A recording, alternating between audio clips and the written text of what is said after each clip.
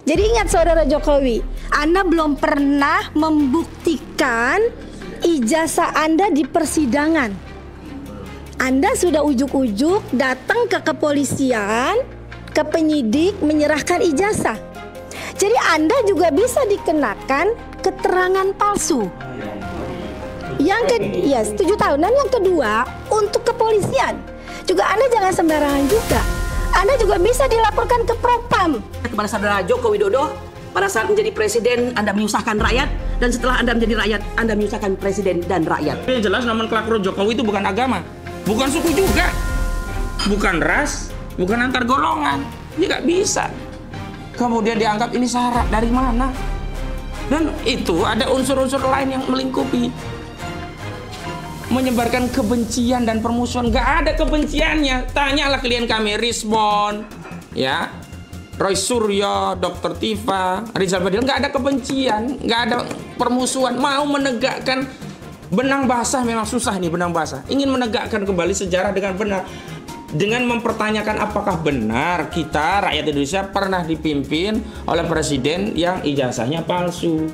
Mereka justru sedang berusaha membersihkan sejarah yang mau kita wariskan kepada generasi selanjutnya. Bismillahirrahmanirrahim. Assalamualaikum warahmatullahi wabarakatuh. Waalaikumsalam warahmatullahi wabarakatuh. Kami ucapkan puji syukur kehadirat Allah Subhanahu wa taala. Salawat beriring salam semoga terlimpah kepada Rasulullah Muhammad sallallahu alaihi wasallam. Dan hari ini kami dari tim kuasa hukum dari 4 orang yang hari ini statusnya terlapor di beberapa institusi kepolisian. Yang pertama Bapak Roy Suryo, kedua Bapak Rismon Sianipar Hasiholan atau Rismon Hasiholan Sianipar, yang ketiga Bapak Rizal Fadila, dan yang terakhir Dr. Tifa atau Tifauzia Tiasuma. Dan keempat orang yang berstatus terlapor ini sudah memberikan kuasa kepada kami sebagaimana sudah kami deklarasikan pada tanggal 30 April 2025 yang lalu. Dan saat deklarasi setidaknya ada 500-an berbagai elemen masyarakat, baik tokoh, ulama, aktivis, juga purnawirawan TNI hadir membersamai Pak Roy Suryo dan kawan-kawan. Dan hari ini memang kami sengaja hadir untuk konferensi pers pertama kami secara terbuka kepada publik dalam rangka untuk menjelaskan berbagai hal yang berkaitan dengan penanganan klien kami, yakni Pak Roy Suryo dan kawan-kawan. Baik, untuk mengetahui bahwa Pak Roy Suryo, Dr. Rismon dan yang lainnya ini sudah memberikan kuasa kepada kami pada beberapa waktu yang lalu ya. Jadi sebentar saya ambil surat kuasanya. Jadi beliau-beliau ini surat kuasa kepada kami dan kami membentuk tim yang kami namakan dengan tim advokasi anti ijazah bodong, bersihkan legasi sejarah bangsa Indonesia, atau kami singkat TAAIB BLSBI. Dan tim yang telah ditunjuk untuk menjadi kuasa hukum Pak Roy Suryo dan kawan-kawan itu ada beberapa. Yang pertama saya sendiri, Ahmad Kozinudin, dan yang kedua rekan sejawat saya, Ibu Kurnia Triroyani di sebelah kiri saya. Kemudian ada Bang Juju Purwantoro. Ini beliau berhalangan, nanti mungkin menyusul. Ada di sebelah kanan ini Bang Medi Juniarto. Dan ada juga Bang Azam Khan, ada Bu Untung Susiati SHMH, Dr. Herman Kadir SHMHum, Dr. Ahmad Yani SHMH, Muhammad Samsir Jalil SHMH, Yasin Hasan SH, Dedi Suardadi SHSI, Dr. Sugeng Martono SHMH, Dr. Muhammad Irayadi SHMH, Ismar Safrudin SHMH, ada Dr. Andas Abdullah Al-Katiri SH. Beliau ada di sebelah kanan ujung pada kompres hari ini. Kemudian ada Hairul Anwar Silalahi SH.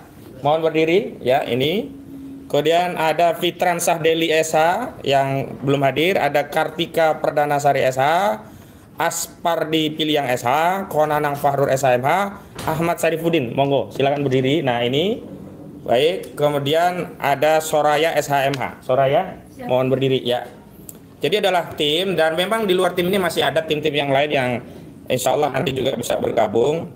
Yang perlu kami tegaskan bahwa dalam tim ini sesuai dengan ketentuan pasal 16 Undang-Undang Nomor 18 Tahun 2003 tentang advokat, bahwa advokat itu tidak bisa dituntut baik secara pidana maupun perdata saat menangani perkara klien dengan itikat baik membela baik di dalam maupun di luar persidangan.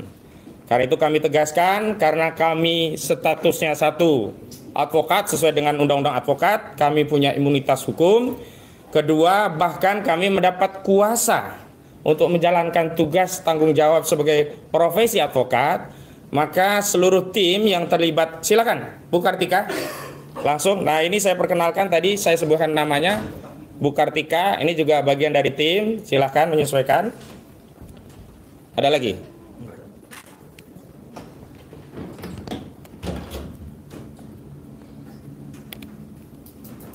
Ya, kami tegaskan bahwa seluruh advokat yang terlibat dalam tim ini karena dua hal ya. Yang pertama memang berprofesi sebagai advokat yang memiliki hak imunitas sebagaimana diatur pasal 16 Undang-Undang Advokat.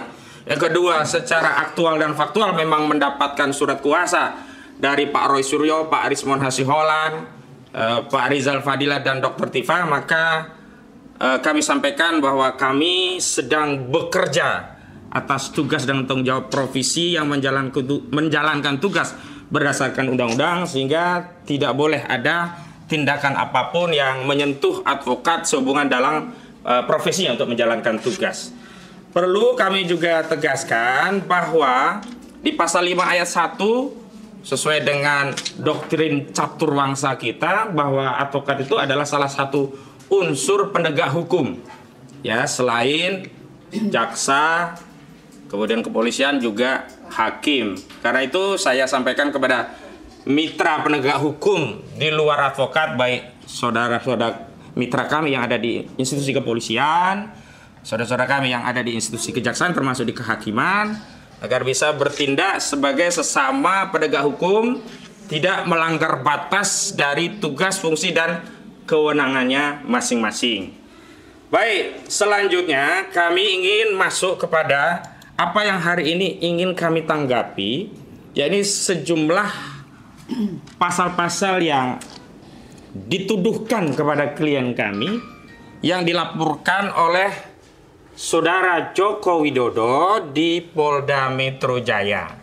Dan tentu kami juga nanti akan menanggapi sejumlah laporan hukum terhadap klien kami yang dilakukan oleh unsur-unsur atau pihak-pihak lainnya, ya. Seperti yang ada di Polres Jakarta Pusat, kemudian ada yang di Polres Jakarta Selatan, juga ada yang di Polda Metro Jaya. Namun untuk yang di Depok kami belum dapat kuasa khusus terkait itu, tapi kami akan tanggapi juga, karena khususnya di Depok disebutkan di media Bu Dr. Tifa Tiasuma ini juga termasuk yang dilaporkan. Walau yang utama yang dilaporkan adalah Profesor Dr. Amin Rais, tapi kami juga akan berikan tanggapan terkait itu. Jadi kalau surat kuasa khusus kami, pertama yang terkait laporan Saudara Joko Widodo, kedua sejumlah LP baik di Jakarta Pusat, kemudian di Polda Metro Jaya, dan juga di Jakarta Selatan begitu. Ada di LP nomor 978, LP nomor 2712 dan LP nomor 1387 begitu. Baik, saya akan memulai apa yang menjadi materi muatan konferensi pers kami pada kesempatan hari ini. Kami mengutip dari media statement dari kuasa hukum Saudara Joko Widodo, baik yang disampaikan oleh Rifai Kusuma Negara, juga yang disampaikan oleh Yakut Hasibuan begitu. Dari media yang kami kutip bahwa klien kami dilaporkan kepada Polda Metro Jaya itu ada beberapa pasal. Yang pertama pasal 310 KUHP, yang kedua 311 KUHP, kemudian dijuntukan pasal 35, 32 dan 27A Undang-Undang ITE atau Undang-Undang Nomor 1 Tahun 2024 yang merupakan perubahan kedua terhadap Undang-Undang Nomor 19 Tahun 2016 yang merupakan perubahan pertama dari Undang-Undang Nomor 11 Tahun 2008 tentang informasi dan transaksi elektronik. Namun sebelum itu kami akan mengomentari yang pertama apa yang dilaporkan oleh sejumlah elemen, khususnya yang menamakan dirinya sebagai Pemuda Patriot Nusantara yang membuat LP di Polres Jakarta Selatan yang mendalilkan klien kami dituduh melakukan penghasutan sebagaimana dimaksud di pasal 160 KUHP. Nah, perlu kami tegaskan bahwa pasal ini tidak lagi menjadi delik formil, tapi sudah menjadi delik material. Artinya, pasal ini hanya bisa disidik manakala sudah ada akibat dari apa yang dimaksud sebagai penghasutan.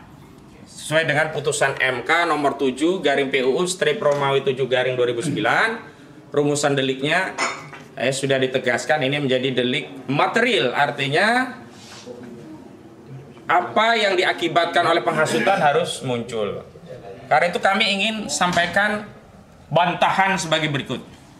Yang pertama, perlu kami tegaskan bahwa apa yang dilakukan oleh klien kami itu bukanlah penghasutan, bukanlah pencemaran, apalagi fitnah, bukan pula kabar hoak, apalagi dianggap menebarkan kebencian berdasarkan suku, agama, ras, dan antar golongan. Kami tegaskan bahwa klien kami sedang menjalankan hak konstitusional, bahkan kewajiban sebagai warga negara. Hak konstitusional sebagaimana diatur di pasal 28 Undang-Undang Dasar 1945 bahwa setiap warga negara diberi kemerdekaan untuk berserikat, berkumpul, dan menyampaikan pendapat. Itu. Sehingga tidak boleh di negara hukum di negeri kita ini yang menjadikan konstitusi sebagai asas bernegara, kemudian mau mengubah hak konstitusi itu menjadi kejahatan. Artinya apa? Tidak boleh ada satu tindakan yang itu bukan kejahatan tapi dipaksakan menjadi kejahatan. Ini yang lazim disebut oleh masyarakat dengan istilah kriminalisasi. Satu tindakan yang sebenarnya bukan kriminal tapi dipaksa menjadi kriminal begitu. Klien kami bukan koruptor, bukan pembunuh, bukan maling, bukan penjahat, bukan ahli, nggak tahu kalau maksiat kita nggak tahu ya. Yang jelas secara hukum klien kami bukanlah orang-orang yang masuk kategori melanggar hukum. Ingat, melanggar hukum itu harus berdasarkan norma hukum karena kita masih menganut asas legalitas, nullum delictum nulla puna sine previa lege ponali. Tidak ada satu tindakan bisa dikategorikan kejahatan kecuali atas kekuatan aturan yang ada sebelum kejahatan itu sendiri dilakukan begitu. Meskipun kami tahu Undang-Undang ITE ini sudah ada perubahan ya melalui Undang-Undang Nomor 1 Tahun 2024, tetap saja ya hak konstitusional untuk menyampaikan pendapat ini tidak bisa diubah menjadi kejahatan sehingga bisa dianggap atau bisa disidik dengan pencemaran, fitnah, hoak, menyebar kebencian dan sara, apalagi tadi 160 KUHP yakni penghasutan begitu. Dan kalau kita merujuk peristiwa baik yang lokus deliktinya di Yogyakarta juga yang lokus deliktinya di Solo itu tidak ada akibat apapun. Kita nggak pernah mendengar kabar ada orang yang ditawur di peristiwa itu. Kecuali saat itu Bu Kurnia mengatakan hajar Jokowi ya di Solo. Tiba-tiba masa langsung ngeroyok Jokowi sampai bonyok misalnya. Berarti Bu Kurnia memang bisa dikenakan pasal penghasutan begitu. Bu Kurnia waktu itu dengan Pak Rizal Fadila dan Bang Damai Hari Lubis itu baik-baik datang ke Solo begitu. Sebagai tamu yang diterima juga dengan baik. Artinya peristiwa Solo maupun Jogja baik terhadap Rismon Hasiholan Sianipar, terhadap Roy Suryo, Dr. Tifa, juga terhadap Rizal Fadila ini tidak bisa dikategorikan sebagai delik atau suatu kejahatan. Di Yogyakarta, alumni UGM ini, 3 alumni UGM, tiga ya. Roy Suryo, Dr. Tifa, dan Pak Rismon itu 3-3 alumni UGM. Itu juga diterima dengan baik dari perwakilan Civitas Akademika. Bahkan secara legal formal dipersilahkan untuk melihat langsung skripsi Saudara Joko Widodo. Bahkan diperkenankan untuk memfoto sejumlah lembar halaman baik terhadap skripsi Saudara Joko Widodo atau orang lain yang disebut sebagai teman Saudara Joko Widodo. Jadi nggak ada ini ya pasal yang disebut penghasutan.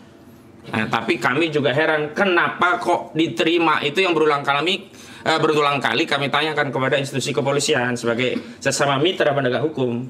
Kenapa yang memperlakukan suatu laporan itu berbeda ya, laporan-laporan kami dianggap ditelantarkan. Terakhir memang kami mendapatkan info laporan di Barreskrim itu ditindaklanjuti, tapi sekali lagi judulnya bukan laporan polisi, hanya laporan informasi yang tidak memiliki kekuatan pro justisia. Ini yang kemudian kami simpulkan ini main-main aparat polisi seolah-olah sedang bertindak. Harusnya diterbitkan LP juga atas laporan. Kenapa? Kalau klien kami dianggap melakukan 160 KUHP, sebenarnya Saudara Joko Widodo ini sudah ya dianggap melanggar 263 dan 266 KUHP, pemalsuan dan memasukkan keterangan palsu dalam akta autentik. Itu sama-sama pidana, dan pidana ini adalah delik umum, tidak harus nunggu laporan. Nah, apalagi setelah ada laporan. Tapi kenapa laporan dari kami ya, dari Rizal Fadilah ini hanya diarsip sebagai pengaduan masyarakat atau DUMAS yang proses klarifikasinya hanya masuk kategori laporan informasi bukan laporan polisi? Tapi kenapa klien kami ini cepat sekali langsung terbit LP? Luar biasa. Di Jakarta Selatan terbit LP, di Jakarta Pusat terbit nomor LP, di Polda Metro Jaya terbit nomor LP. Cuman saya periksa di media yang khusus untuk laporan Saudara Jokowi ini belum muncul LP-nya, nomornya berapa gitu. Ya menurut kami memang tidak layak untuk dikeluarkan LP gitu, karena memang bukan kejahatan. Jadi saya kira baik yang 160 dilaporkan di Polres Jakarta Selatan, 160 KUHP yang dilaporkan di Polda Metro Jaya dan Polres Jakarta Pusat, ini menurut kami mengada-ngada, karenanya cukuplah untuk dikesampingkan. Yang kedua, kami juga heran kenapa lokus deliktinya yang di Solo, Yogyakarta kok dilaporkannya di Jakarta Selatan, Jakarta Pusat, dan Polda Metro Jaya. Walau kami belum menerima panggilan dan deskripsi peristiwa apa yang dipersoalkan, kami menduga jangan-jangan klien kami yang selama ini setelah dari Jogja dan Solo itu dipanggil oleh sejumlah media untuk menyampaikan pendapatnya, itu yang dipersoalkan. Video-video di iNews, di ILC, dan di beberapa podcast. Memang yang kami lihat lokus deliktinya itu ada di Jakarta Pusat, misalnya iNews, Jakarta Selatan, misalnya ILC, dan beberapa yang lainnya itu di seputaran Jakarta. Apa video-video ini yang mau dipersoalkan? Ngeri sekali negara kita ini kalau orang menyampaikan pendapat bahkan berdasarkan kepakaran. Kami beritahukan informasi bahwa Dr. Rismon Hasihaulan Sianipar itu pakar di bidang forensik digital. Jadi pendapatnya bukan omon-omon, asbun, asal bunyi. Ada dasar, 2 dasar, 1 dasar fakta, 2 dasar ilmu. Dasar fakta, dia mendapatkan skripsi langsung dari UGM. Juga beredarnya foto-foto ijazah yang berlaku, yang itu salah satunya diedarkan oleh politisi PSI di akun X. Kedua, dia punya keahlian di situ gitu loh. Nah, pendapat dari Dr. Rismon, Dr. Tifa, dan juga Roy Suryo ini yang nggak pernah dibantah sama sekali oleh kubu Saudara Joko Widodo. Selalunya kubu Saudara Joko Widodo berdalih dengan doktrin siapa yang mendalilkan, dia yang harus membuktikan. Nah, hari ini ketika LP-nya yang buat adalah Saudara Joko Widodo, oh bagus sekali, berarti dia yang harus membuktikan di kasus pidana ini.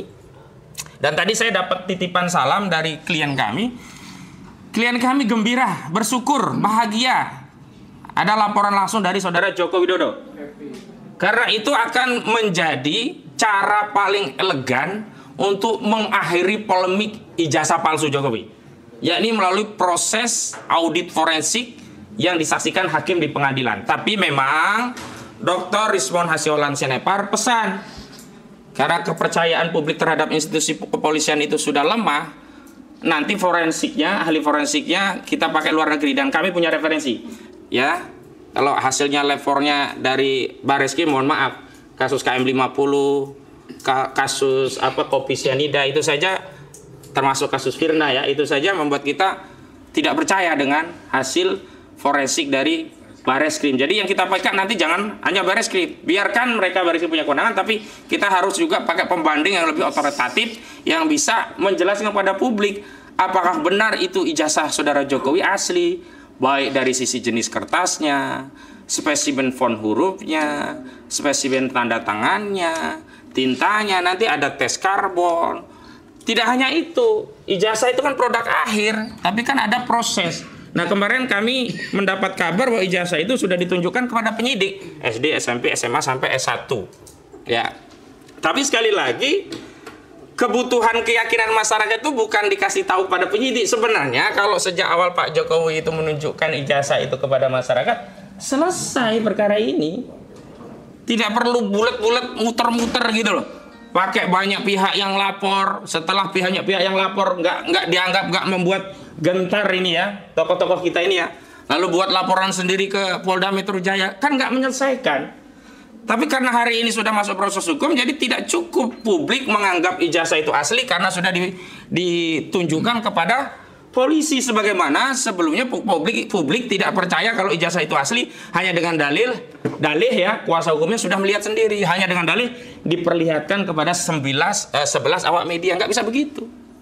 Kalau hari ini sudah harus tarung di pengadilan, harus dibuktikan di pengadilan, dan karena ini tidak hanya ijazah itu adalah ijazah itu produk akhirnya, ada proses di bawahnya, maka kami akan ulangi pertanyaan-pertanyaan yang dulu pernah kami sampaikan pada pendampingan Saudara Bambang Trimulyono dan Gus Dur di Pengadilan Negeri Pengadilan Negeri Surakarta. Jadi kita persoalkan nanti, benar nggak dia masuk SD? Benar nggak punya guru SD? Benar nggak punya teman SD? SMP juga begitu, benar nggak? Termasuk SMA. Yang dulu dipersoalkan sebenarnya SMA itu belum SMA 4 Surakarta, tapi masih SMPP atau Sekolah Menengah Persiapan Pembangunan. Bagus menurut kami juga dari tim hukum. Bagus, nanti kita akan buktikan semua di persidangan, dan ini akan menjadi sejarah bagi bangsa Indonesia. Makanya kami ingin membersihkan legasi sejarah bangsa Indonesia dari sejarah pernah punya presiden dengan ijazah palsu, begitu ya. Baik, sekarang saya masuk ke 310 KUHP. Jadi 160 kita kesampingkan karena tidak relevan dengan kasus ini. 310 KUHP itu kan terkait pencemaran. Oke lah, kalaupun dia anggap ini pencemaran, karena dicemarkan atau tidak itu kan sangat subjektif ya. Ada orang hitam kulitnya, dibilang lu hitam, dia tercemar, ya memang bisa jadi perkara. Makanya kita tidak boleh sembarangan menilai fisik orang ya, karena pasal pencemaran itu sifatnya subjektif. Ya silakan saja kalau pasal pencemaran, karena bagi kami pasal ini pasal remeh-temeh. Karena ancaman pidananya hanya 9 bulan. Dan itu tidak bisa digunakan untuk melakukan penahanan. Kita siap bertarung tapi fair. Jangan klien kami dipersoalkan tapi ditahan. Karena klien kami yang punya keahlian di bidang forensik digital, tidak boleh ditahan. Fair, ayo kita adu. Kalau Pak Jokowi merasa dicemarkan, nggak apa-apa, silahkan lapor. Karena itu hak. Baik fitnah atau tidak, namanya dicemarkan, dia punya hak. Baik sebenarnya ijazahnya bodong pun dia merasa tercemar, nggak ada masalah. Dia lapor, nanti akan kita buktikan di pengadilan apakah ijazah itu benar-benar bodong atau sejatinya sudah sejak dulu bodong.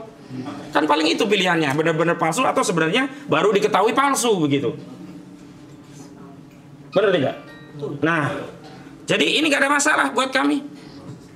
Wong nggak bisa ditahan, walaupun kami tegaskan ini bukan pencemaran. Lah wong ini pendapat ada dasarnya. Di mana pencemarannya? Ini pendapat ada dasar hukumnya, ada dasar keahliannya.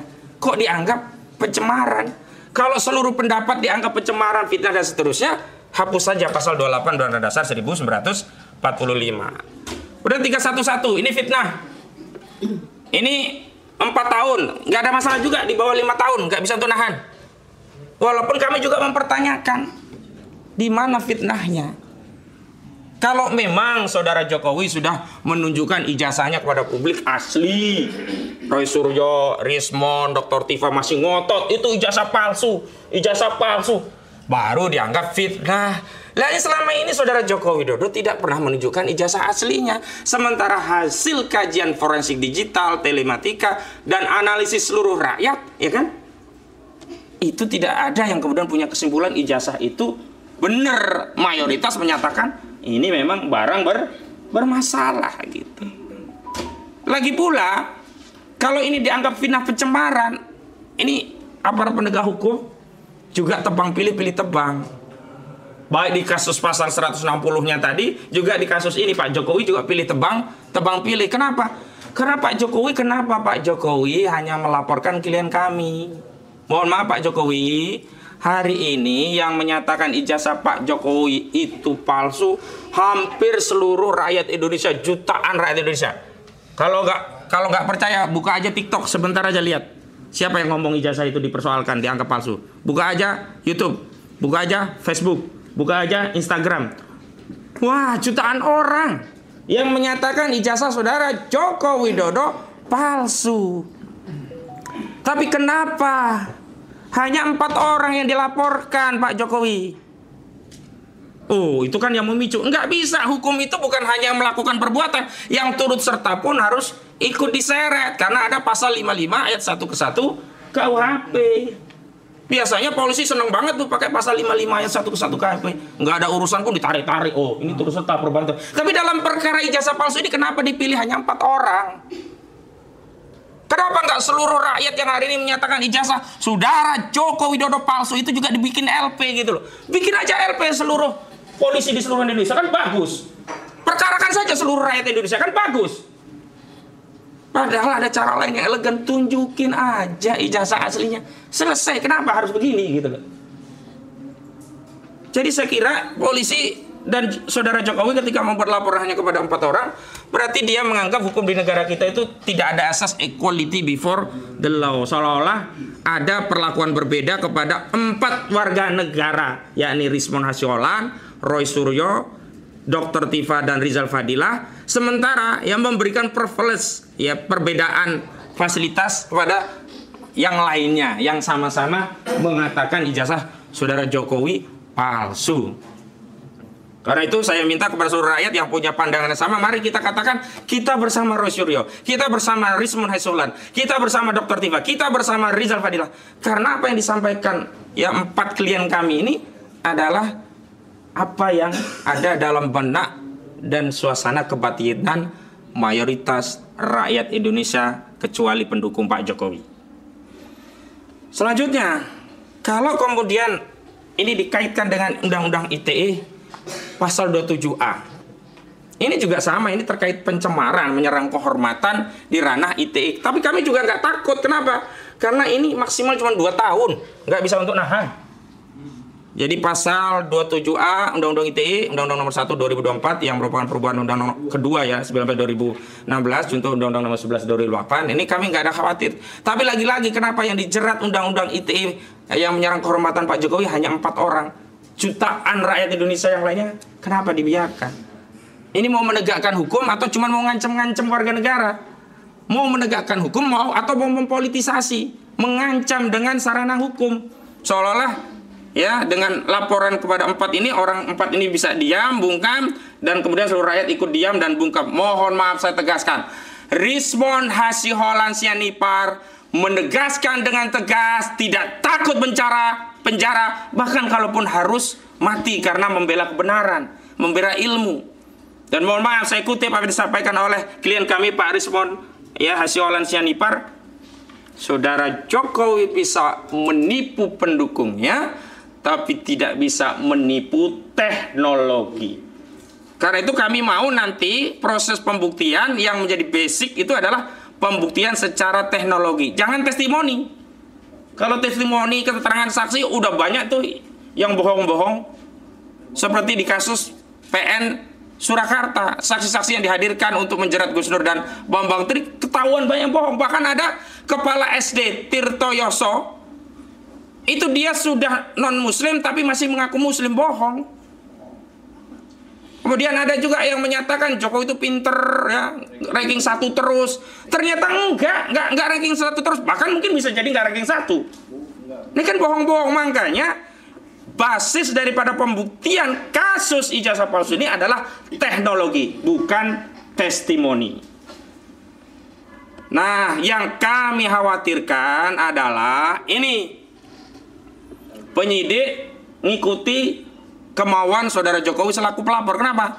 Penyidik memaksakan menyelundupkan pasal 32 Undang-Undang ITE yang tidak ada kaitannya dengan kasus ijazah palsu, semata-mata hanya dengan motif agar bisa menahan klien kami.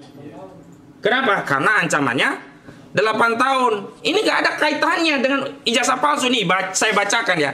Pasal 32 Undang-Undang ITE. Setiap orang dengan sengaja dan tanpa hak melawan hukum dengan cara apapun mengubah, menambah, mengurangi, melakukan transmisi, merusak, menghilangkan, memindahkan, menyembunyikan suatu informasi elektronik dan atau dokumen elektronik milik orang lain atau milik publik. Nggak ada kaitannya. Dr. Rismon itu menganalisa font, bukan mengubah font. Dr. Rismon itu menganalisa spesimen tanda tangan, bukan mengubah tanda tanganannya. Dr. Rismon itu menganalisa pejabatnya, namanya dari Ahmad Sumitro menjadi Ahmad Soemitro, nggak pernah dikotak-kotik itu. Loh, kenapa muncul pasal 32? Dari mana ini pasal 32 muncul? Ini yang namanya penyelundupan hukum dengan motif agar bisa menahan klien kami. Kami tidak terima, dan seluruh rakyat jangan mau dibodoh-bodohi. Karena pasal 32 Undang-Undang ITE yang disampaikan kuasa hukum saudara Jokowi saat membuat LP itu tidak ada kaitannya dengan kasus ijazah palsu. Kalau gitu biar bisa ditahan, pakai aja Pak polisi, pakai saja pasal 2, pasal 3 Undang-Undang Tindak Pidana Korupsi. Kenapa? Anggap saja ini sudah merugikan negara nih, empat klien kami. Udah sekalian aja biar bisa ditahan. Kalau mau caranya begitu. Tapi kan kita tidak begitu. Kita ini mau bernegara dengan benar, berhukum dengan benar, menegakkan hukum dengan mengikuti proses dan prosedur hukum yang benar, mengikuti doktrin-doktrin hukum dan juga jurisprudensi yang sudah ada. Jangan bikin aturan sendiri. Oke, kalau dalam putusan MK nomor 90 itu membuat norma yang aneh yang membuat saudara Gibran Raka Buming Raka bisa nyalon wakil presiden dan terpilih, udah oke lah, itu silakan, udah terjadi. Tapi dalam kasus ini kami tidak terima. Jangan sampai ada penyelundupan hukum dengan motif untuk menahan tersangkanya. Pasal 32. Kemudian yang kedua, pasal yang diselundupkan lagi, pasal 35. Pasal 35 pun sama ini, 12 tahun ancamannya. Karena di dalam KUHP, Kitab Undang-Undang Hukum Acara Pidana, syarat untuk menahan itu ada 2 syarat. Syarat objektif dan syarat subjektif. Nah, syarat objektif salah satunya adalah kasusnya itu minimum ancamannya 5 tahun penjara. Dan ini sudah 12 tahun, berarti bisa ditahan gitu loh. Coba pasal 35 ini. Dalam pasal 35 ini bahwa setiap orang yang melakukan penciptaan informasi elektronik dan atau dokumen elektronik agar dianggap seolah-olah data itu dianggap otentik, diancam pidana menjadi 12 tahun. Anggap saja ini memanipulasi data informasi elektronik. Gak ada yang memanipulasi, mengubah bentuk, mentransmisikan dan sebagainya. Gak ada.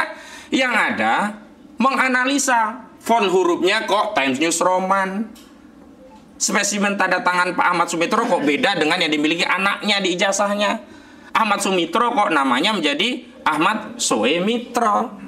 Skripsinya kok masih bagus, spesimennya juga Times News Roman, kok nggak ada lembar pengesahan kosong begitu loh. Itu nggak ada yang mengubah bentuknya cuma kayak gitu.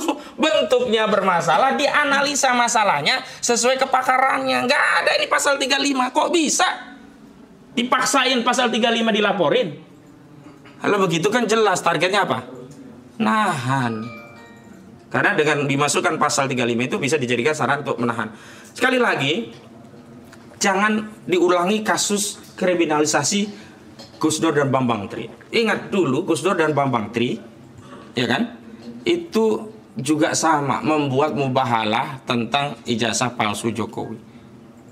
Pasalnya dimasukin semua. Pertama dianggap menodai agama. 156A KUHP karena mubahalahnya digunakan seolah-olah untuk mengedarkan kebohongan. Kedua, pasal HOA 14 ayat 1 dan 2 dan pasal 15 Undang-Undang nomor 1 tahun 1946.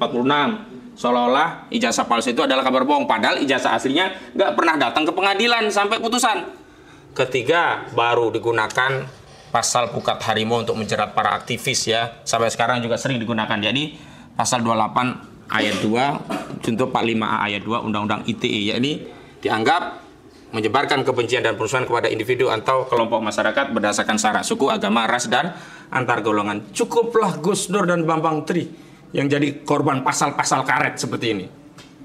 Dan hari ini, mohon maaf, yang di Depok itu nggak ngerti hukum yang bikin laporan Depok. Nggak ada lagi pasal kabar bohong. Pasal 14 ayat 1 dan 2, pasal 15 Undang-Undang Nomor 1 1946 tentang peraturan pidana sudah dibatalkan oleh Mahkamah Konstitusi.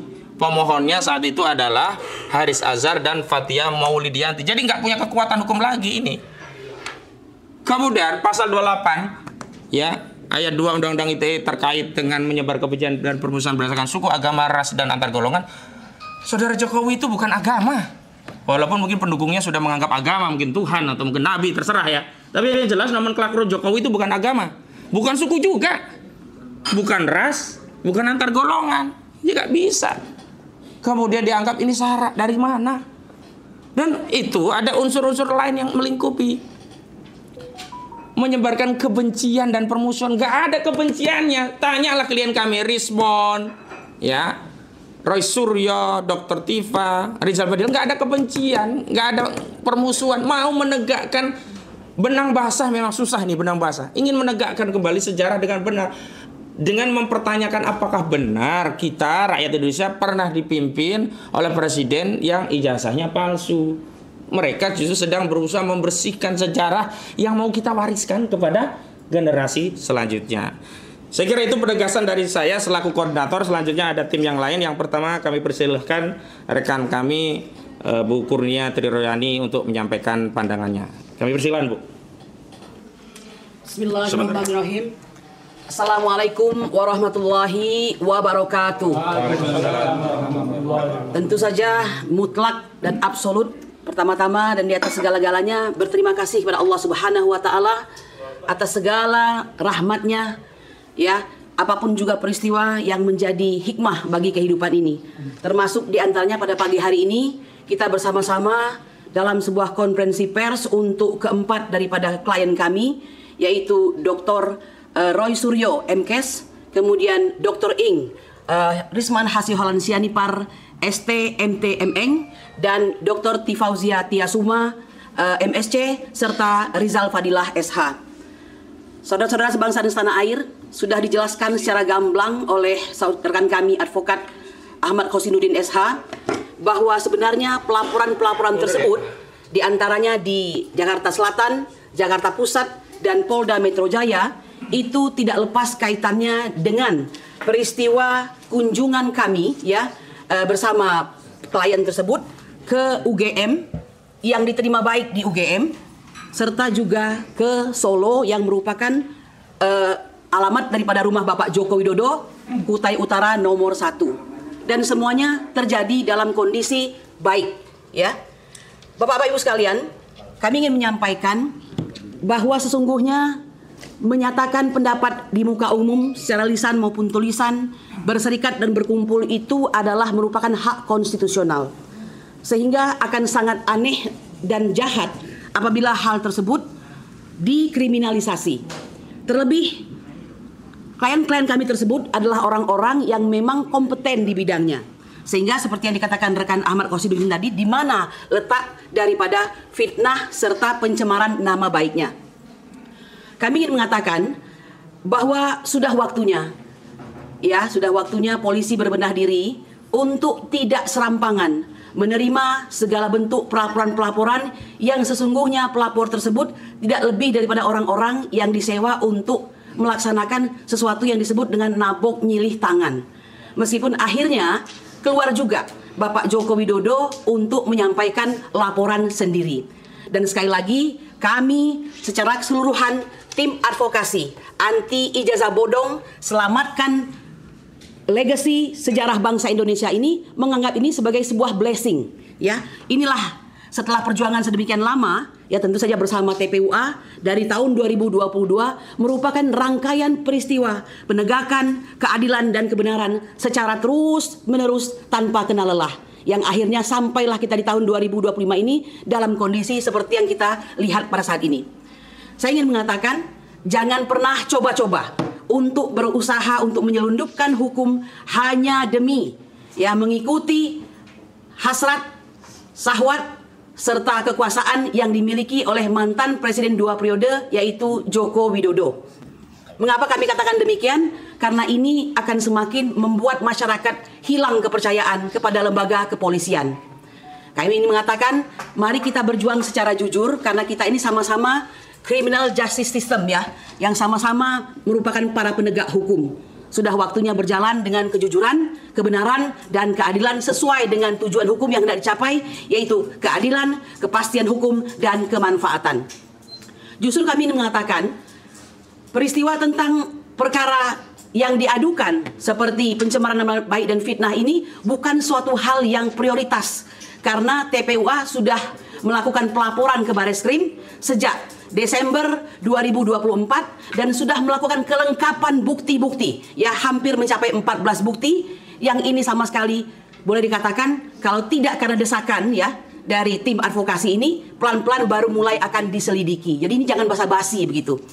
Silahkan lakukan suatu penyelidikan yang sangat menyeluruh dan mendetil terhadap saudara Joko Widodo yang dicurigai bahwa ijazahnya adalah palsu atau bodong, dengan menerapkan suatu tindakan-tindakan yang pantas dan layak dalam hal penyelidikan, seperti fungsi dan peran beliau sebagai dader atau flagger, serta siapa saja yang menjadi penyuruh atau down flagger, serta siapa saja yang menjadi penyertanya atau pembantunya, yaitu media flagger. Jadi ini silahkan untuk diusut secara tuntas.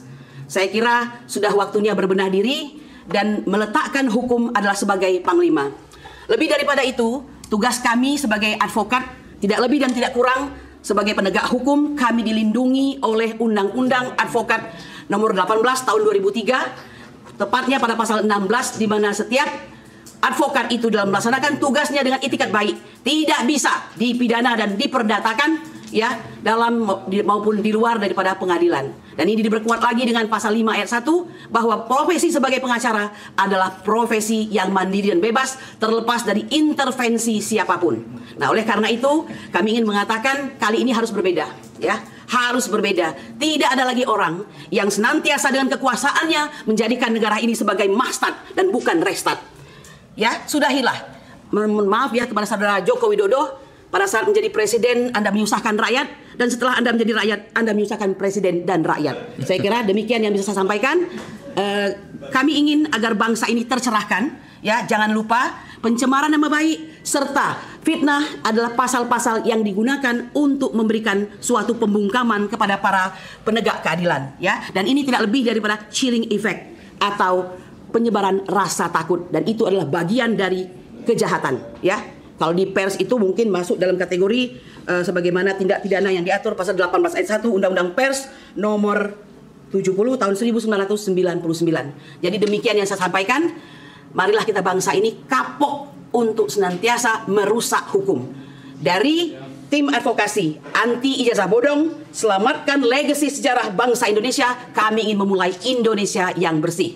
Subhana rabbika rabbil izzati amma yasifun wa salamun alal mursalin walhamdulillahi rabbil alamin. Waalaikumsalam warahmatullahi wabarakatuh. Terima kasih Bu Kurnia Triroyani, dan memang flashback sejarah Napak tilas TPUA menggugat itu sudah lama. Jadi kalau hari ini ada yang mengatakan kok kenapa baru hari ini, justru yang kami persoalkan kenapa Pak Presiden baru hari ini bikin laporan.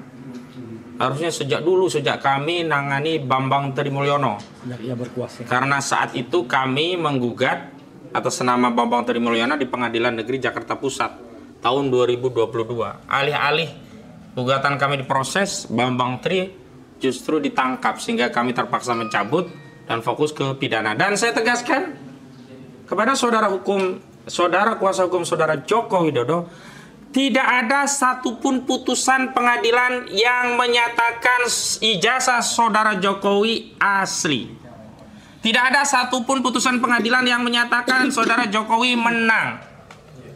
Yang ada adalah pertama, di gugatan Bambang Trimulyono itu gugatan dicabut.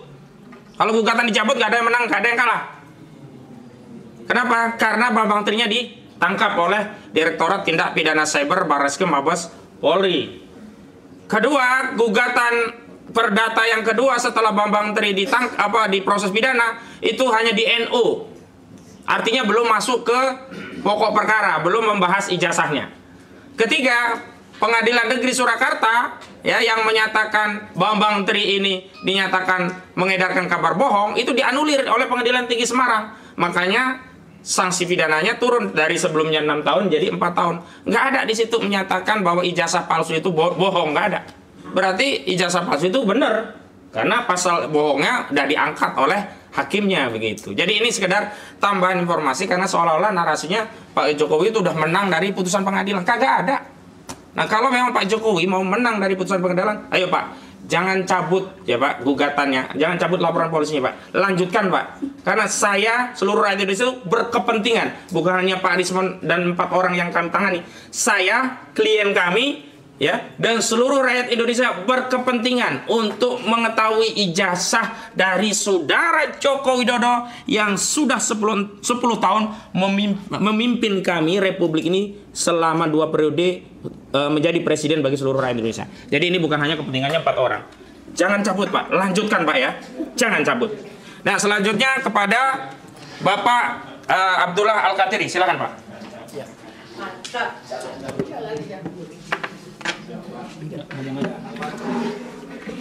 Ya, oh ya. Nanti maju ke depan ya kalau Pak Sandi ya. Pak Sugeng ngomong ya. Ngomong aja. Sudah. Bismillahirrahmanirrahim. Nanti kalau pas sudah gantian nanti Bang Azam maju. Ya. Saya ulangi. Bismillahirrahmanirrahim. Assalamualaikum warahmatullahi wabarakatuh. Waalaikumsalam warahmatullahi wabarakatuh.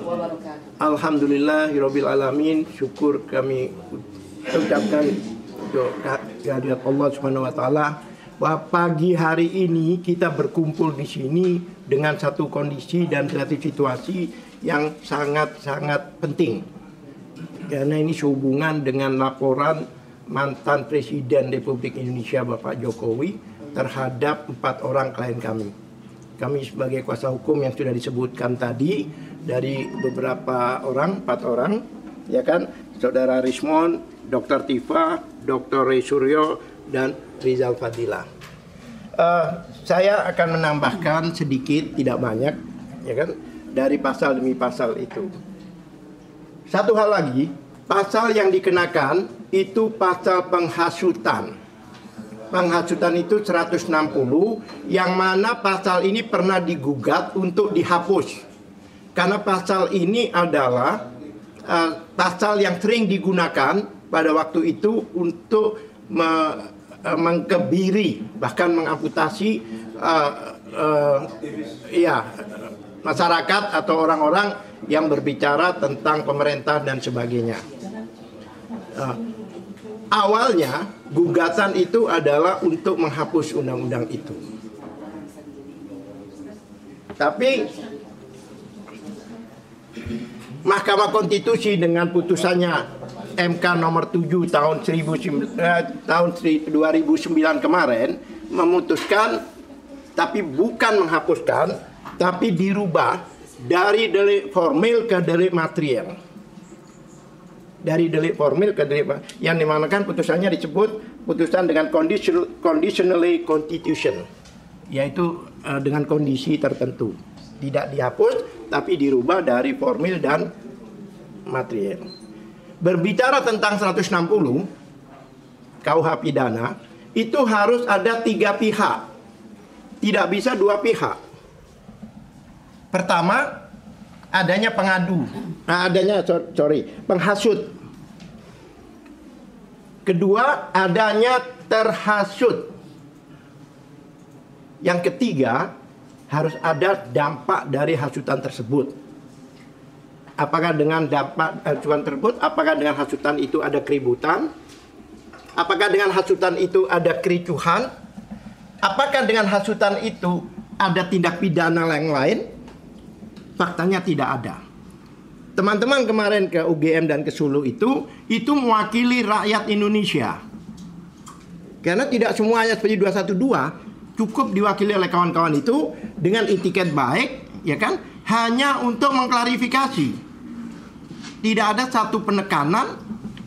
Mereka bahkan bersurat sebelumnya dan UGM menerima.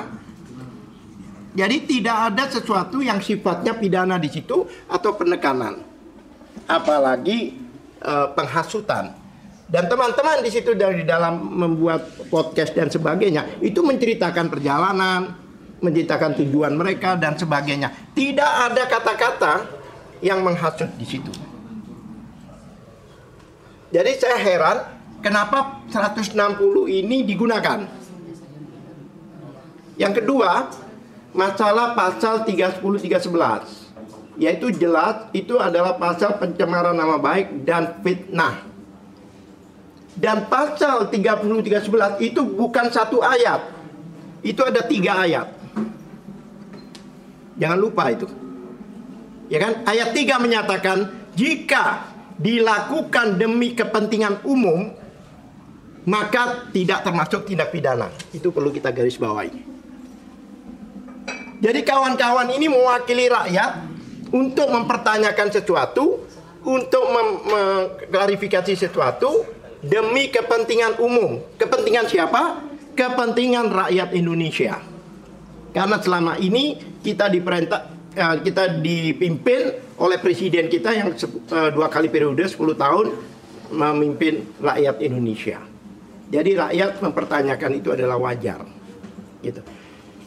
Yang berikutnya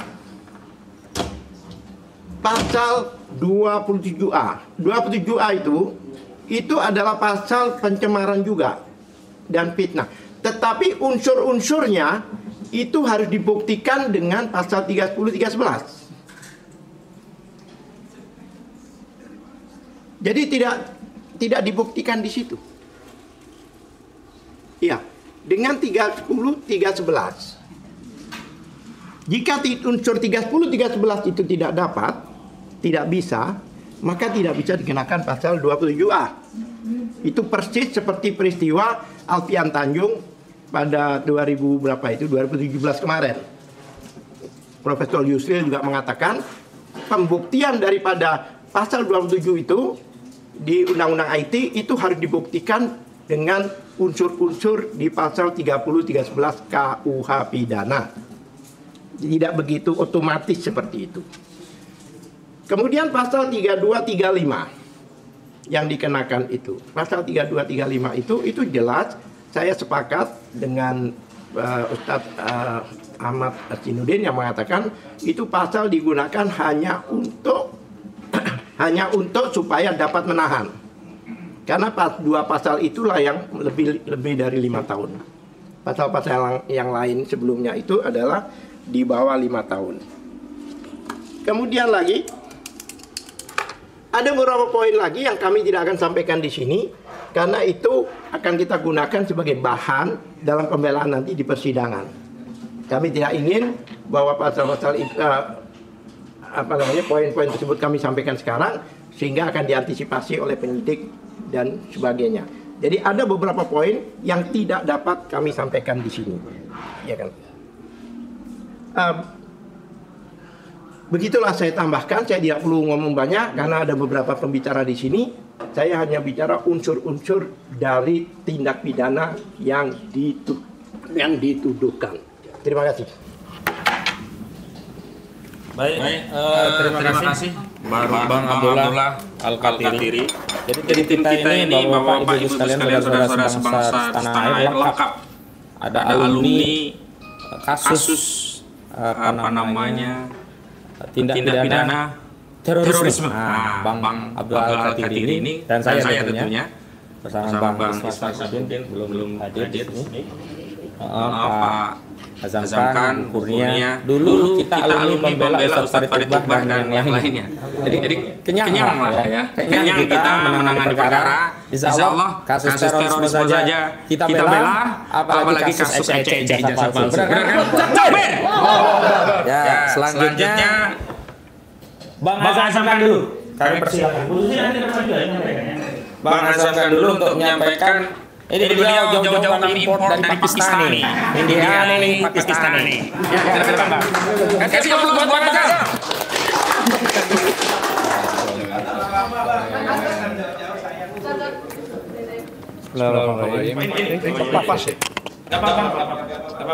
Assalamualaikum warahmatullahi wabarakatuh.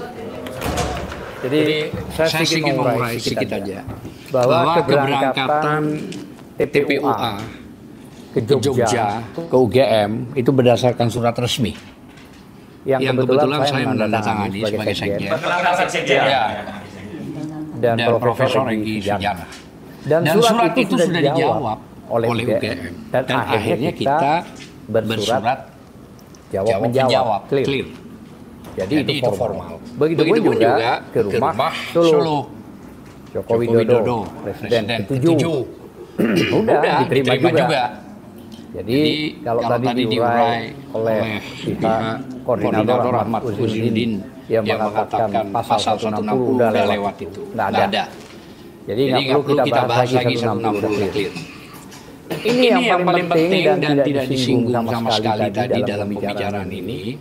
Ini poin yang paling penting bahwa Kepres nomor 30 tahun 2025 SBY dan Jokowi diangkat menjadi Dewan Pengawas Dana Tara. Itu clear. Maknanya apa? Maknanya dia sebagai pejabat negara. Pemerintah. Muncullah putusan MK 105 PUU 22 tahun 2024 yang isi putusan dari MK itu jelas. Artinya pejabat pemerintah korporasi itu tidak bisa melaporkan. Artinya dikritik boleh gitu loh. Dikritik boleh. Nah, masa mau melawan si putusan MK itu 105 PUU 22 tahun 2004. Poin itu mengunci semua sudah. Jadi kita nggak perlu lagi panjang lebar bicara pasal 32 yang menjadi momok ITE, pasal 35 yang itu juga kacau balau. Nggak perlu, sudah ada. Bicara pasal 310, 311 juga gugur dengan sendirinya. Dan laporan di semua Polres itu juga sudah gugur.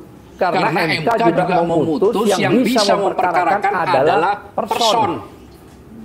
Orang yang menjadi korban dirugikan, bukan mencari tangan untuk melaporkan. Itu sudah clear, tidak perlu lagi dibahas. Artinya tidak ada lagi sudah. Putusan MK itu tertinggi. Itulah ya. Jadi itu sudah tidak lagi bisa dibahas. Apalagi ditambah. Nah ini ditambah. Pasal Undang-Undang 18 2003 pasal 16 hak imunitas sebagai advokat. Bukan cuma di undang-undang itu yang menyebutkan. Bahkan putusan MK mengatakan tidak bisa dipidanakan dan diperdatakan baik di dalam maupun di luar. Ya. Kalau di ruangan sini mungkin di luar pasal Senen lah misalnya. Pasal ikan nggak bisa. Itu sudah clear.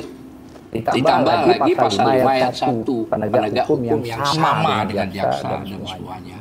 Jadi sekali lagi poin kuncinya kita nggak perlu berdebat soal pasal 105 PU 22 tahun 2024 bahwa tidak bisa dibantah atas Kepres nomor 30 tahun 2025 yang dibuat oleh Presiden Prabowo bahwa Dewan Pengawas Dana Tara adalah dua orang, SBY dengan Joko Widodo. Maka dia sebagai pejabat pemerintah boleh dikritik. Itu putusan MK. Jadi kita nggak perlu lagi berkembang sudah. Sehingga laporan itu polisi harus tahu ya gugur. Wassalamualaikum.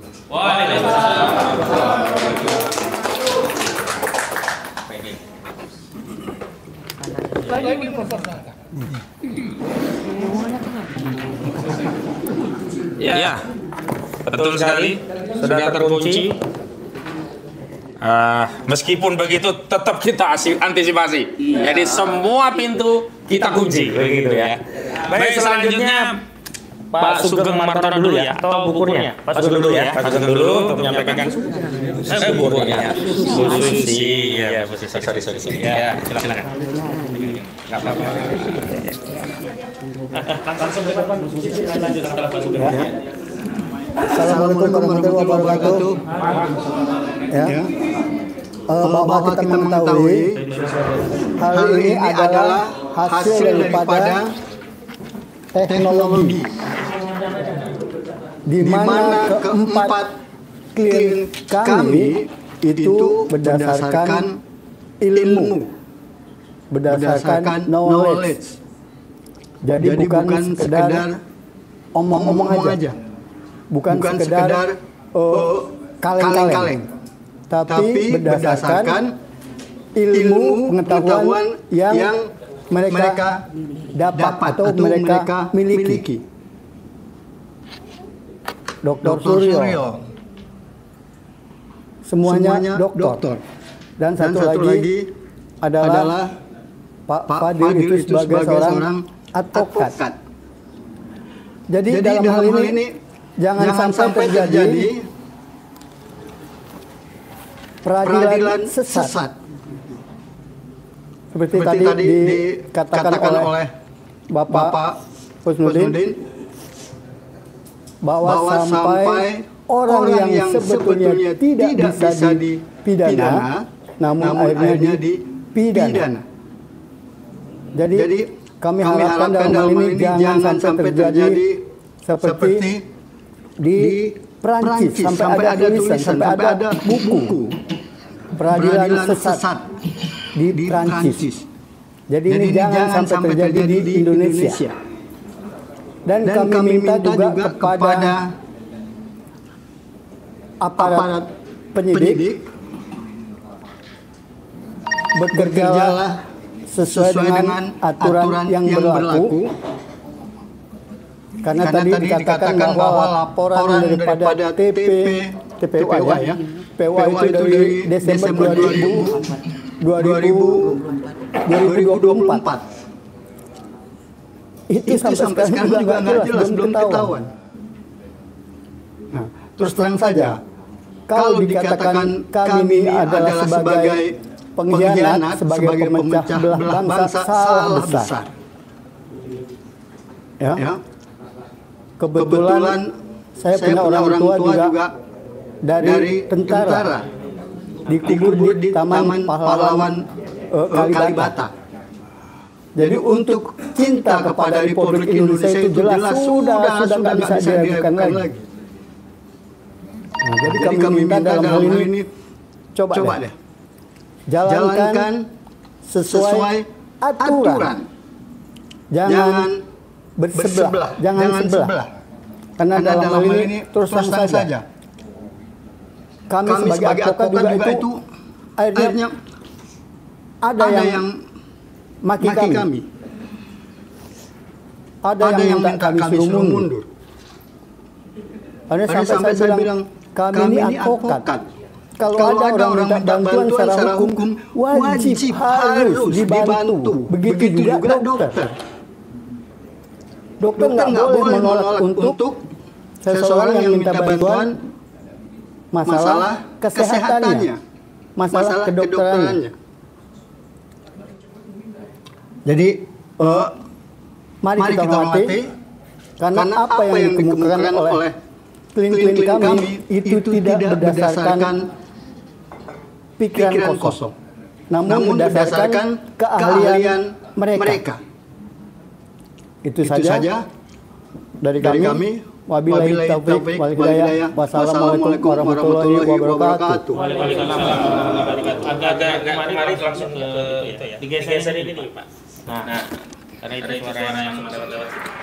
Dekat-dekat lagi satu. Bismillahirrahmanirrahim. Assalamualaikum warahmatullahi wabarakatuh.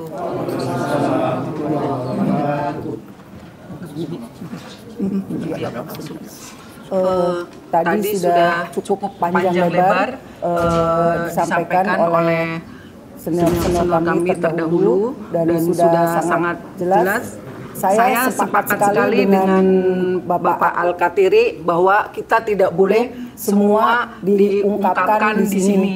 Artinya itu sebagai senjata kita dalam nanti melakukan pembelaan. Hanya saya akan menyampaikan sedikit atau saya akan menyampaikan apa yang sudah saya alami. Artinya bukan menjawab buzzer ya, tetapi kami dari organisasi sendiri memang jadi kontroversi. Artinya apa? Bahwa kami memang betul apa tadi yang disampaikan oleh Pak Sugeng bahwa kami ini disebut atau rekan-rekan kami pahlawan untuk memperjuangkan keadilan disebut sebagai pengkhianat, sebagai pemfitnah.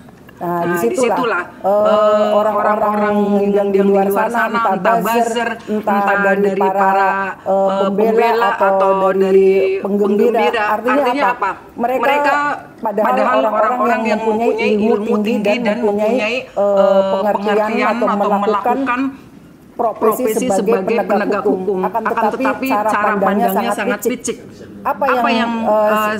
Kenapa saya menyebut picik? Jadi kok hanya membicarakan masa hanya soal ijazah aja diributin. Kok alangkah piciknya ya? Jadi bukan masalah ijazahnya aja yang kami ributkan, tetapi perolehannya dan perolehan ijazah itu yang diindikasi ada kepalsuan itu menimbulkan dampak yang sangat luas. Karena apa? Ijazah itu digunakan untuk melakukan atau untuk sebagai persyaratan yang sudah disyaratkan oleh undang-undang atau aturan dalam mengemban suatu pejabat atau sebagai pejabat atau sebagai apalagi pemimpin daerah maupun pemimpin negara. Artinya sudah ada ketentuannya. Nah, dengan perolehan yang dinyatakan itu abal-abal atau diindikasi palsu, itu kan berarti sangat merugikan. Sudah berapa ribu kebijakan yang mereka perbuat, sudah berapa ribu keputusan yang mereka edarkan, sudah berapa ribu aturan yang mereka gelontorkan di masyarakat, yang kesemuanya adalah merugikan masyarakat. Jadi jangan hanya dilihat dari ijazahnya yang palsu, jangan hanya dilihat hanya kalau ijazah aja dipermasalahkan. Jadi tolonglah pola pikirnya yang di luar sana, entah siapapun mereka, tolonglah pakai akal sehat, tolong dibuka mata hati kalian untuk mensikapi. Jangan hanya ngomong hanya ijazahnya aja, hanya ijazah, tapi dampaknya dari pemalsuan itu yang dilakukan oleh seorang kepala negara, kepala pemerintahan atau pejabat negara siapapun itulah. Jadi tolong ya, kembali lagi katanya sudah dibuktikan di kepolisian. Saya rasa kita semua tahu. Anda di luar sana yang berprofesi sama ataupun sebagai penegak hukum tahu bahwa ada tugas dan kewajiban atau kewenangan baik polisian maupun peradilan. Jadi siapa yang berhak membuktikan ijazah itu asli atau palsu? Tentu saja di pengadilan. Tetapi ini kenapa dibawa ke kepolisian dan itu sudah dinyatakan asli? Apa kewenangannya polisi? Polisi hanya bisa menyelidiki dan itu sudah sangat jelas diatur dalam undang-undang, di dalam pasal-pasal undang-undang yang sangat jelas. Dan ini juga memang betul tidak perlu kami jelaskan di sini. Intinya polisi itu tidak berhak menentukan bahwa itu asli atau tidak. Yang berhak memberikan keterangan menentukan itu di pengadilan, dibuktikan di pengadilan dengan ahli dan lain sebagainya. Jadi bukan kepolisian. Jadi kalau polisi sudah menyatakan bahwa itu asli, itu hanyalah pernyataan politis.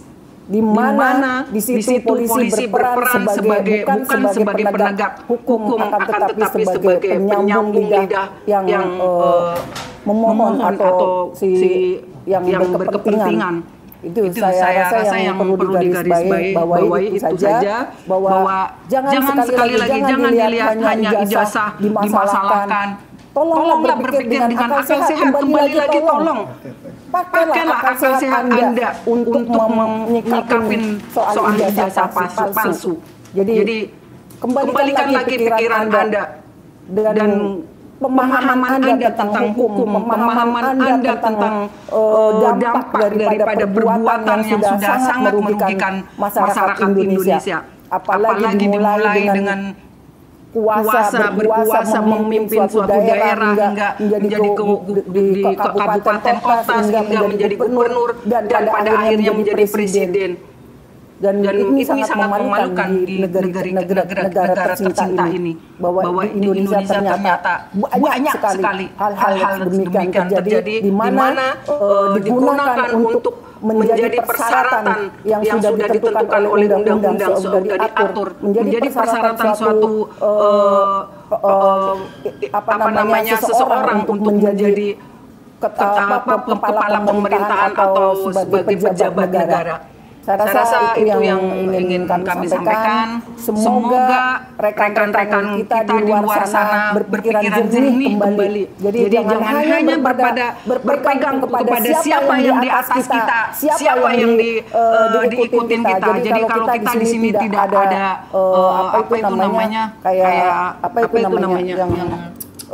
kita mencintai seseorang itu yang sangat terus ikutin apa cinta buta atau kita cinta buta ya artinya walaupun di atas sana pemimpin kita ada, tapi kalau memang salah nyatakan salah. Jadi jangan membabi buta dalam menilai seseorang karena sesungguhnya bucin ya. Sekarang bahasanya bucin.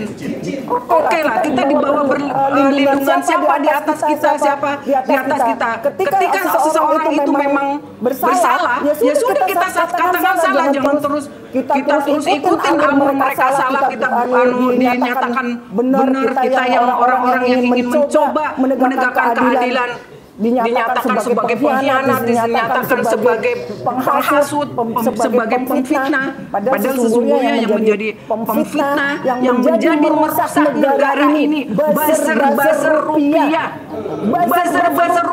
yang sudah dibayar dengan memecah belah bangsa, dengan kotak-kotakan bangsa. Dia hanya demi rupiah, dia akan melakukan apa yang diperintahkan oleh ajengannya atau pemimpinnya atau si pembayar, dan akhirnya dia menentukan atau menjadi panutan bagi yang lain bahwa mereka yang mereka katakan itu benar. Sesungguhnya mereka hanya demi rupiah, hanya mereka bermasuk atau bertujuan memecah belah bangsa ini. Saya rasa dari saya cukup sekian. Bila taufik wal hidayah. Wassalamualaikum warahmatullahi wabarakatuh.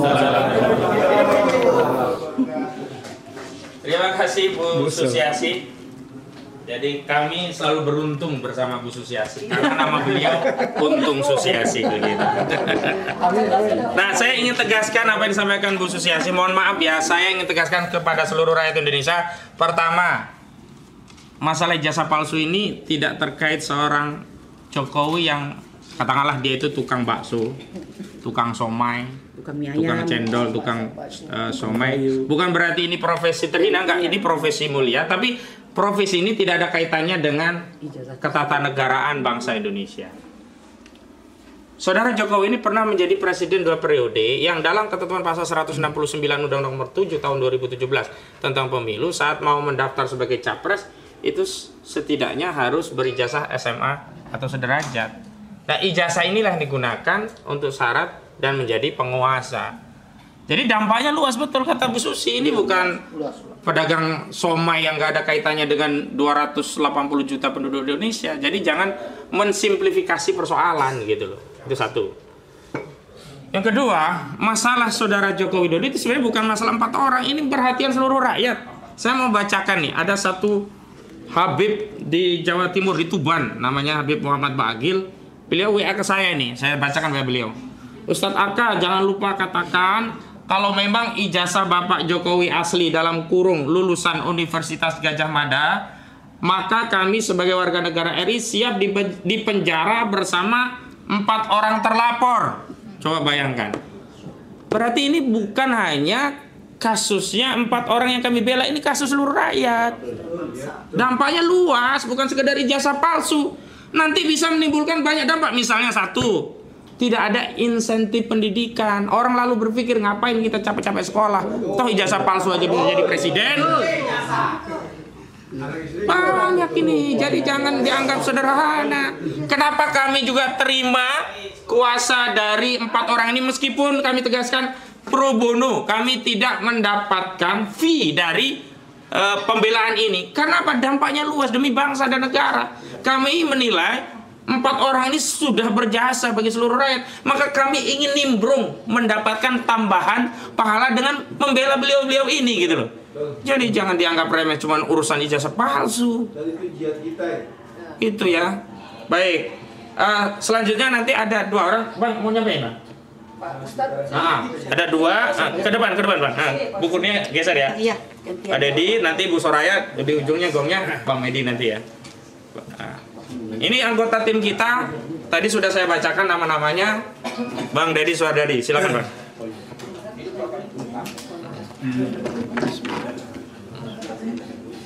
Assalamualaikum warahmatullahi wabarakatuh. Waalaikumsalam warahmatullahi wabarakatuh. Saya hanya menekan sedikit saja apa yang disampaikan oleh saudara saya Bang Aka ya. Aka. Ini memang seperti apa namanya senapan AK-47 kalau udah mantap tuh cerut gitu. Insya Allah apa yang disampaikan oleh Pak Ahmad Khozinuddin tadi itulah sebenarnya yang kejadian yang kita hadapi sekarang ini. Dan buat kami sebagai anggota tim pengacara, buat kami ini tadi dikatakan oleh Bang Khozinuddin itu adalah pro bono, dan buat kami ini adalah jihad kami. Insya Allah ini adalah ibadah kami. Allahu Akbar. Ya, dan mudah-mudahan dengan adanya laporan dari Pak Jokowi Dodo tadi itu akan membuka yang namanya tabir kebohongan selama ini. Insya Allah kami akan berjuang sampai ibaratnya sampai dengan titik darah penghabisan. Allahu Akbar. Allahu Akbar. Allahu Akbar. Sudah cukup. Makasih. Assalamualaikum warahmatullahi wabarakatuh. Waalaikumsalam warahmatullahi wabarakatuh. Sebenarnya bukan titik darah penghabisan, sampai serak mungkin begitu. Karena saya sampai serak ngomong dengan kasus ini. Baik, sekarang Ibu Soraya dipegang aja Bu ya, berdiri biar kelihatan. Berdiri aja. Oke, kesini cukup. Berdiri biar terlihat ya. Assalamualaikum warahmatullahi wabarakatuh. Kami dari tim advokasi hanya ingin membuat satu atau penambahan dari rekan saya, Susi, bahwa saudara Jokowi juga harus membuktikan itu persoalan ijazah palsunya. Karena belum pernah dibuktikan di persidangan. Jadi jangan ujuk-ujuk bahasanya beliau memperlihatkan ijazah palsu, ijazah tersebut di kepolisian. Dan Anda hari ini sebagai warga negara juga bisa dikenakan keterangan palsu. Oh, ngeri itu. Oke? Jadi ingat saudara Jokowi, Anda belum pernah membuktikan ijazah Anda di persidangan.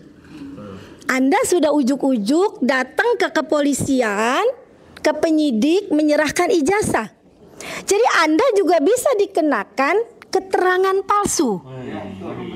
Yang 7 tahun. Dan yang kedua, untuk kepolisian juga Anda jangan sembarangan juga. Anda juga bisa dilaporkan ke Propam. Betul. Ya, jadi saya hanya ingin menegaskan, jangan main-main. Jangan bikin persoalan kegaduhan di negeri ini. Saya pikir cukup sekian. Terima kasih. Terima kasih, mantap sekali. Allahu Akbar. Baik, saya ingin tegaskan satu hal. Tadi saya diingatkan Bang Medi, tapi Bang Medi juga nanti akan menyampaikan. Saya ingat betul kata-kata Pak Jokowi. Siapa yang mendalilkan, dia yang membuktikan. Pak Jokowi hari ini mendalilkan bahwa klien kami melakukan pencemaran, fitnah soal ijazah palsu. Sekarang kewajiban Pak Jokowi untuk membuktikan bahwa ijazah Pak Jokowi asli, itu yang kami sebut masuk tuh barang. Jadi kami bersyukur sekali. Maka saya titip pesan kepada Pak Jokowi, jangan cabut laporan polisi itu Pak ya. Lanjutkan ya. Makasih. Ya. Jebakan Batman itu Pak. Jebakan Batman. Assalamualaikum warahmatullahi wabarakatuh. Terakhir saya menegaskan semua sudah disampaikan oleh rekan-rekan sejawat kami. Jadi hanya saya menegaskan keberadaan kami di sini adalah untuk melindungi klien kami, yaitu Dr. Roy Suryo, Dr. Rismon, Dr. Tifa, dan sejawat kami Rizal Fadila, untuk melindungi hak-hak hukumnya tidak dilanggar. Jadi ada beberapa poin yang kami tidak sampaikan untuk pembelaan di ruang pengadilan. Jadi demikian untuk rekan-rekan yang pembela di sana, siap-siap saja untuk kita berargumentasi di persidangan di pengadilan. Demikianlah pesan saya ini mewakili teman-teman lainnya. Terima kasih. Wassalamualaikum warahmatullahi wabarakatuh. Waalaikumsalam warahmatullahi wabarakatuh. Hidup Bapak itu. Jadi sebenarnya kami pengen ya bertarung dengan kuasa hukum Pak Jokowi di pengadilan. Tapi sayang kalau ini kasus sampai pengadilan mereka tidak bisa karena kan diwakili jaksa. Terpaksalah kita nanti bertarung dengan jaksa. Tapi kami tegaskan mau bertarung dengan kuasa hukumnya, mau bertarung dengan jaksanya, mau bertarung dengan saksi-saksi mereka, mau bertarung dengan ahli-ahli mereka, bahkan bertarung dengan hakim nanti di proses persidangan, kami siap. Jadi tolong tim media nanti siap ya, semua kawal prosesnya dari awal sampai akhir ya. Live semua ya nanti ya. Karena tidak boleh ada persidangan yang terbuka untuk umum, tidak boleh disiarkan. Ini nggak boleh. Karena ini kasus publik, maka media juga harus diberi izin untuk menyiarkan secara langsung sidang ijazah palsu saudara Jokowi. Takbir! Saya kira itu saja dari kami. Terima kasih kehadiran teman-teman media. Ada pertanyaan kira-kira sebelum kami tutup? Ya, coba Bung Arif atau yang lainnya. Ada tanya? Bang Edi. Atau pura-pura tanya lah, nggak apa-apa gitu. Oh ya sudah kan? Kayaknya nggak mau ditanya lah. Udah ditanya, udah lengkap ya. Baik, kita tutup. Billahi taufiq wal hidayah wal afu minkum. Wassalamualaikum warahmatullahi wabarakatuh. Takbir.